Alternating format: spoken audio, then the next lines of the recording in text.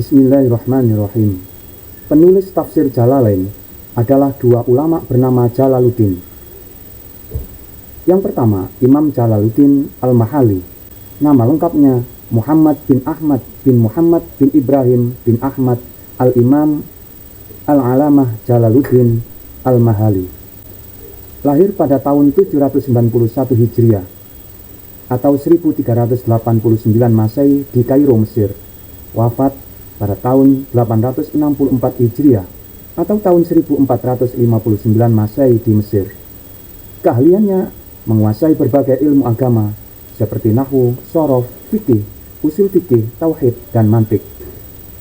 Karyanya memulai penulisan tafsir Jalalain dari surat Al-Kahfi hingga surat An-Nas dan juga menafsirkan surat Al-Fatihah.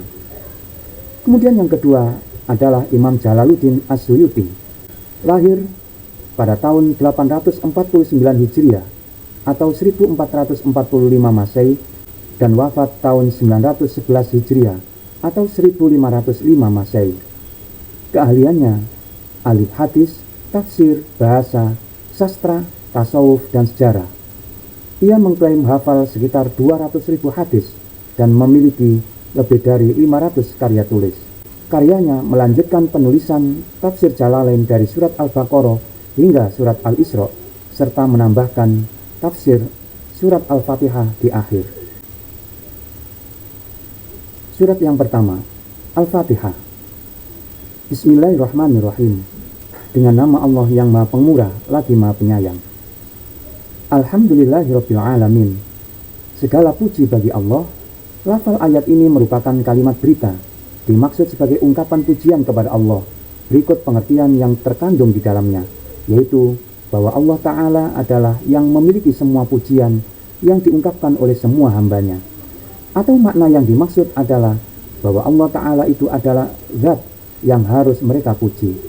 Lafal Allah merupakan nama bagi zat yang berhak untuk disembah, Tuhan semesta alam. Artinya Allah adalah yang memiliki pujian semua makhluknya, yaitu terdiri dari manusia, jin, malaikat, hewan, dan lainnya. Masing-masing mereka disebut alam. Oleh karenanya, dalam alam manusia, alam jin, dan lain sebagainya, lafal al-alamin merupakan bentuk jamak dari lafal alam, yaitu dengan memakai huruf ya dan huruf nun untuk menekankan makhluk berakal atau berilmu atas yang lainnya. Kata alam berasal dari kata alama atau tanda, mengingat ia adalah tanda bagi adanya yang menciptakannya. Ar-Rahmanir-Rahim, yang Maha Pemurah lagi Maha Penyayang, yaitu yang mempunyai rahmat. Rahmat adalah menghendaki kebaikan bagi orang yang menerimanya. Maliki Yaumiddin, yang menguasai hari pembalasan. Di hari kiamat kelak, lafal Yaumiddin disebutkan secara khusus karena di hari itu tiada seorang pun yang mempunyai kekuasaan kecuali hanya Allah Ta'ala semata.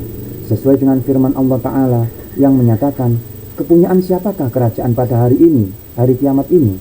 Kepunyaan Allah yang Maha Esa lagi Maha mengalahkan.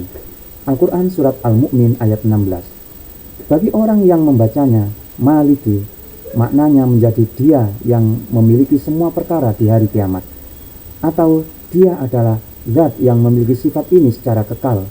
Perihalnya sama dengan sifat-sifatnya yang lainnya, yaitu seperti Ghafirudz Dzambi, yang mengampuni dosa-dosa. Dengan demikian, maka lafal Maliki Yaumiddin ini sah menjadi sifat bagi Allah karena sudah makrifah atau dikenal. Iyyaka na'budu wa iyyaka nasta'in. Hanya Engkaulah yang kami sembah dan hanya kepada Engkaulah kami memohon pertolongan.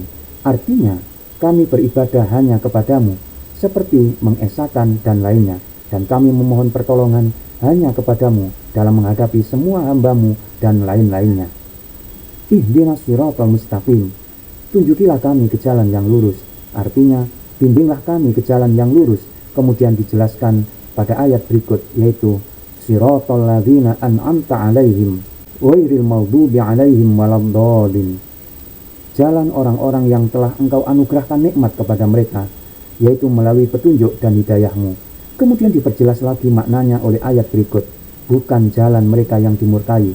Yang dimaksud adalah orang-orang Yahudi, dan bukan pula dan selain mereka yang sesat. Yang dimaksud adalah orang-orang Nasrani.